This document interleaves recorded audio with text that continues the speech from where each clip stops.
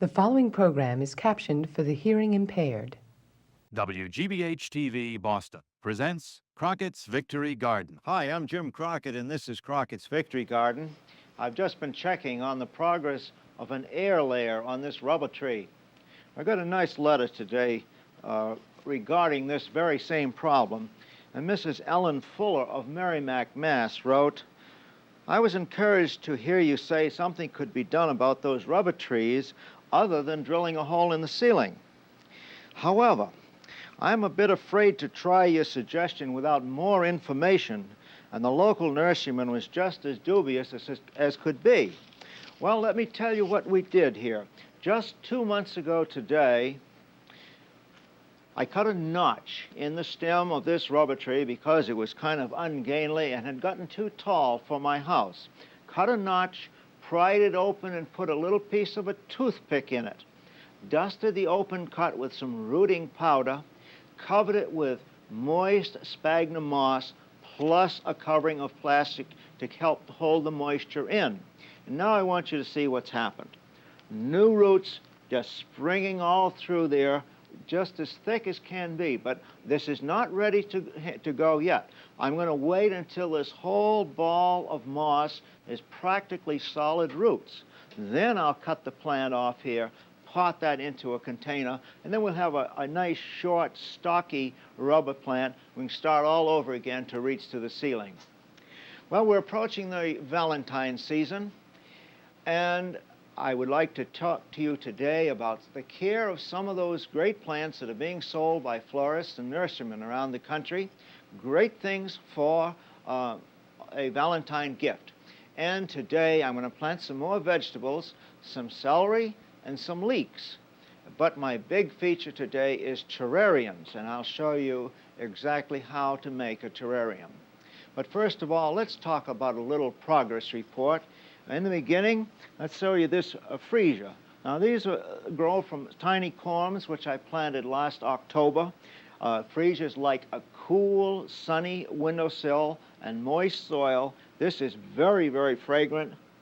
They come in yellow, white, shades of pink and lavender, and it seems as though the yellow ones are the most fragrant. They're the ones closest to the original plants.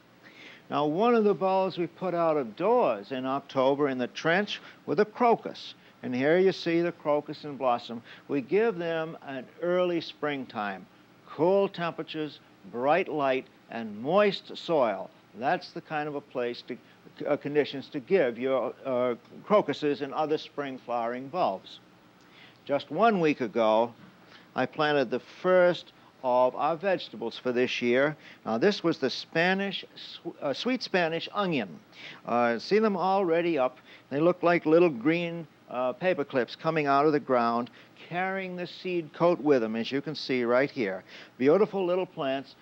We need to get them going so that they will be sweet next summer. If you wait and plant them too late, the sweet Spanish are just as hot as any other onion. Well, another plant that you might like to see at this time of year is the Valentine.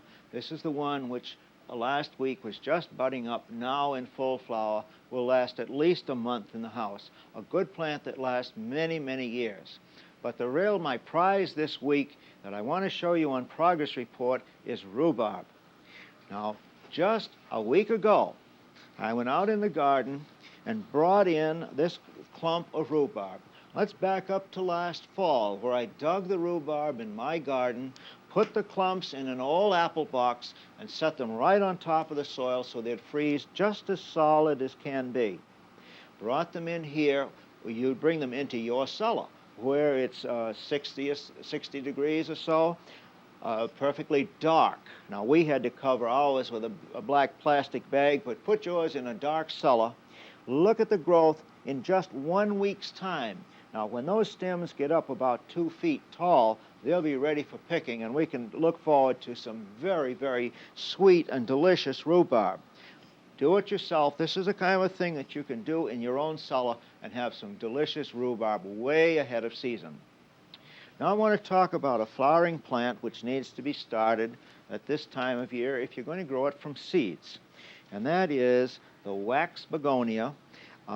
It has an interesting botanical name. It's called Begonia semperflorens, which means always flowering. And this plant surely lives up to this billing. It will blossom indoors or outdoors, partial shade or full sun, never stop flowering. This is the time of year to start them from seed.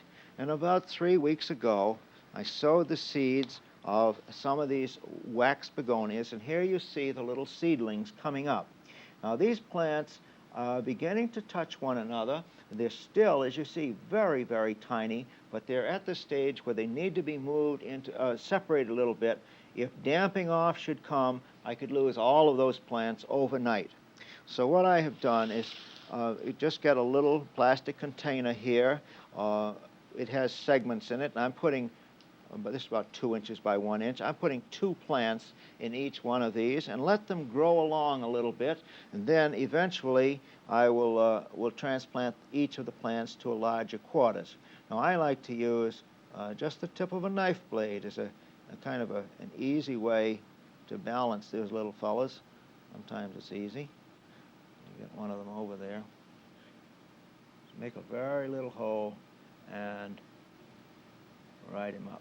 Now they're just at this stage in the game when the plants are so tiny and their root systems are almost embryonic, you can move these plants without any concern about damaging them, and they'll hardly know, or they'll never know, that they have been transplanted. They'll grow very, very rapidly. By May, each of these plants will be in its own container, be 3 or 4 inches tall, and ready to go into my garden or my window box. Well, that's what we'll do with begonias at this time of year. Now let's talk for a moment about sowing the seeds of some vegetables. And the first one I'm going to talk about is celery. And I should say, first of all, that celery is a very difficult crop to grow and get tender roots or stems. You know how they're apt to be pretty stringy if they're grown in dry soil. Well, if you have good wet soil, mucky soil, then you ought to try growing some of your own celery. Now, the celery seed is just as fragrant at this stage as is regular celery. Here's what the seeds look like. Very tiny, round things. Now, we'll simply sow a few of the seeds on top of the soil here, and we'll cover them in about 1/8 of an inch deep. Don't sow them too thickly. One of the things which a beginning gardener is apt to do is to sow them so thickly that they come up and crowd one another before it's time to transplant them. I'll simply sift a little soil on top of those. We'll firm that down and give them a drink of water, and they'll start to grow, but slowly. This is one of the reasons we start celery now. It'll take 3 weeks for the seedlings to come out of the ground. Then you should plant them 11 to 12 weeks before nighttime temperatures outdoors reach 55 degrees. If you plant them outdoors when it's still too cold, they'll send up flower spikes instead of those stalks, the edible stalks. Another thing we're going to plant now is leeks. Leeks are an onion relative. The seeds look just like onions, black seeds. This a plant which takes 110 days to grow. These plants we will have ready to harvest in the latter part of June. Then we will have some others which we'll plant later on in the year for harvesting in the fall. Again, sift a little soil on top of those and set them aside, and they will grow. Now, the leeks will be out of the ground in a week, let's say. They grow up very quickly, just as do onions. Now, let's talk for a moment about some of the Valentine plants. And the first one I'm going to talk about is gardenias. I have a little story to tell you about gardenias, not about gardenias themselves, but related to these particular plants. Last fall, I suggested that if gardeners had some green tomatoes, what they could do would put a ripe apple in with the tomatoes, and the ethylene gas escaping from the ripe fruit fruit will cause the tomatoes to turn red. Well, some 9-year-old boy wrote to me, and I guess he forgot about the gas, but he said, do you do that so as to give those green tomatoes the hang of turning red? Well, let me tell you, I've had this gardenia plant here in the greenhouse for months. The buds seem to stand practically still. We got a few of them come along and they get knocked off for one reason or another. And so I thought, gee, for today's show, since I'm going to talk about gardenias, I better go out and buy a plant. Well, that's all it took. The shock, I guess, of having a newcomer brought into the greenhouse caused this one to blossom too. But now, gardenias are not the easiest thing to grow in the house, but let me tell you what they do like. Cool nights, about 60 degrees. The reason is that the gardenia, if you have it warm all night long, they will not send new flower buds out. The present ones will open, but not the new ones. 60-degree nights, daytimes of 70 to 75 degrees, bright sunshine, and constantly moist soil. Moist, when the soil dries out, the flower buds drop off. It's just as simple as that. Now, fertilize them once a month, and they do need an acid soil. You can use iron sulfate or iron chelate. Both of those materials applied monthly will help to keep the leaves solid dark green. All right, gardenias, a nice house plant, but they're for the person who has a green thumb and really keeps at it.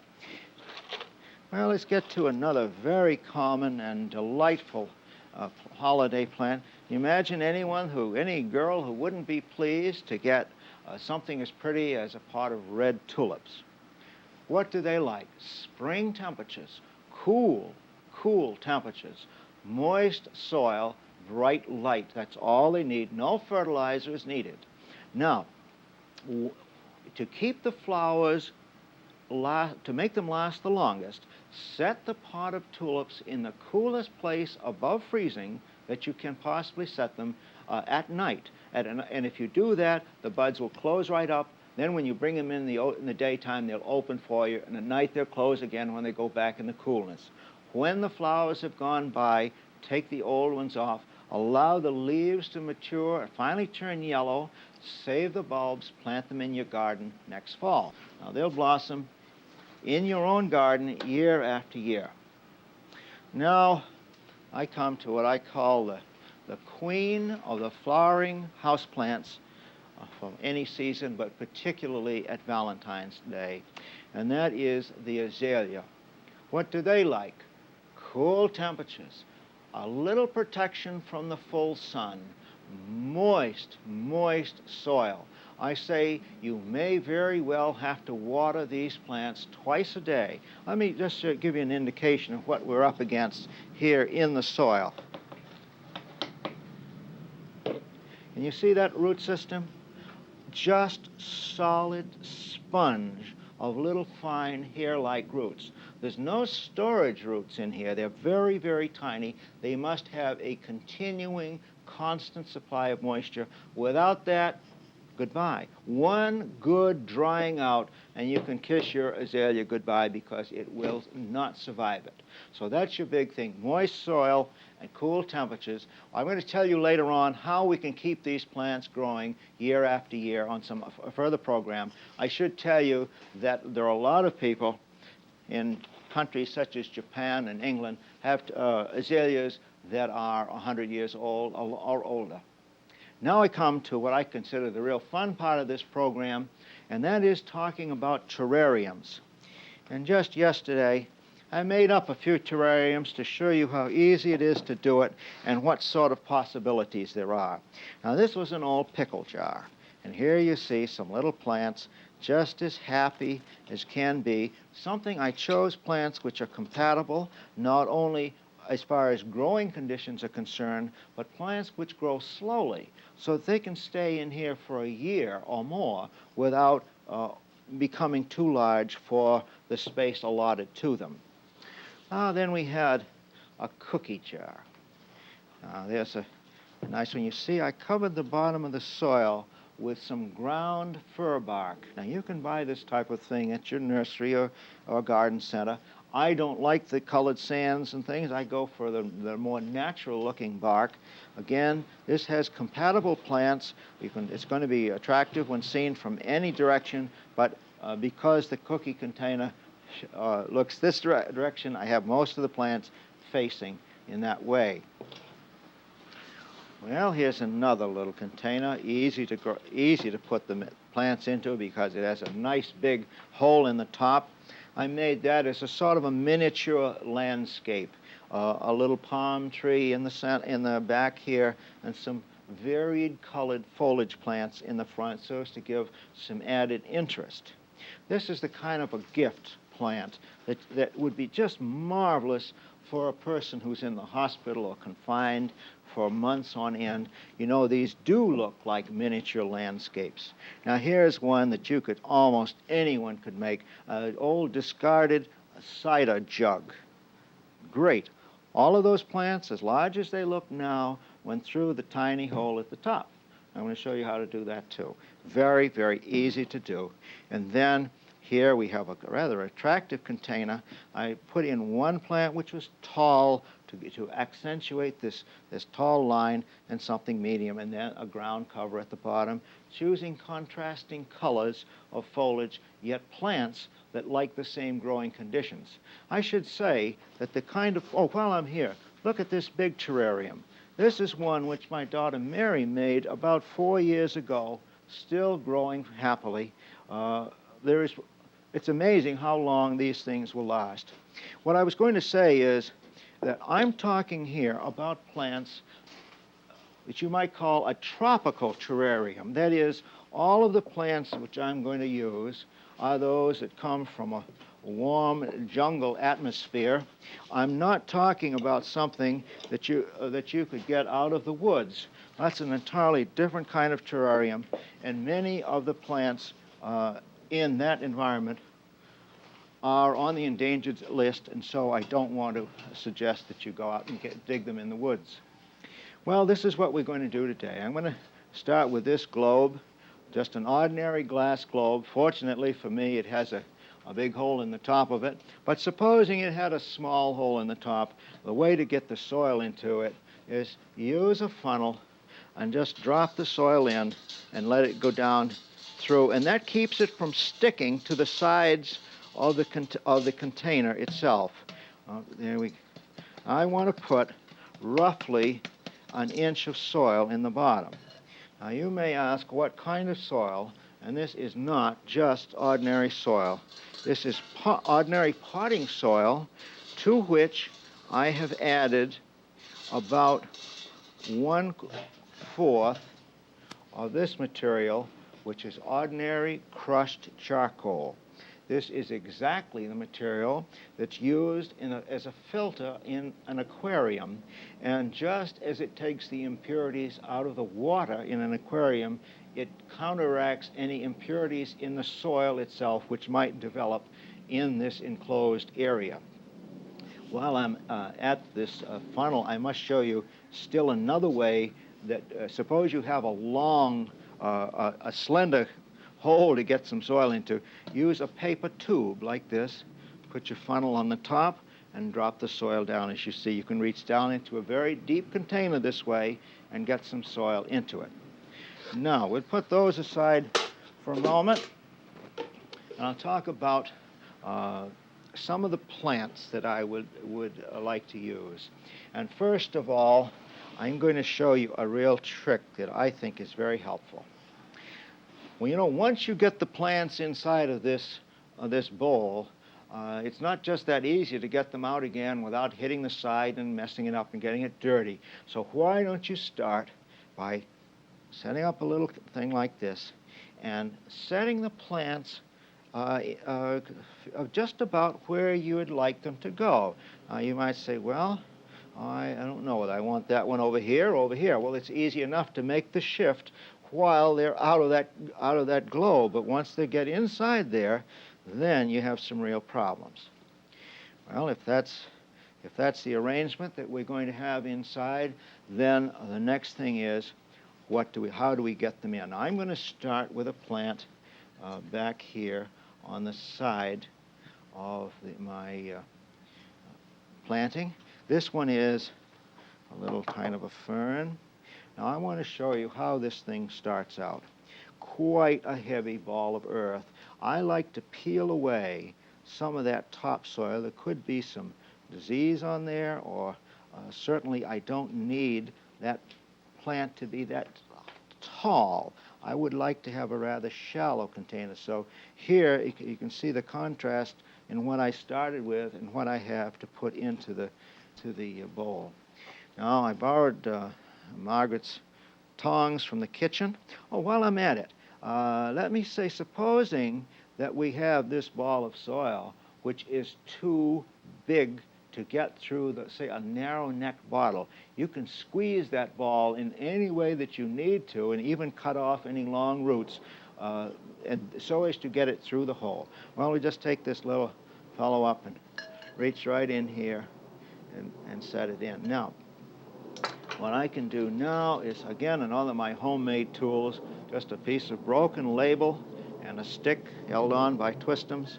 We'll just push that fellow down, bring some soil in around it like that. This moves the soil around into place. Then another one of these homemade tools. It's very, very handy. This is a cork stopple. It says Bordeaux on it, on the end, stuck on the end of a little stick, and that's my tamper.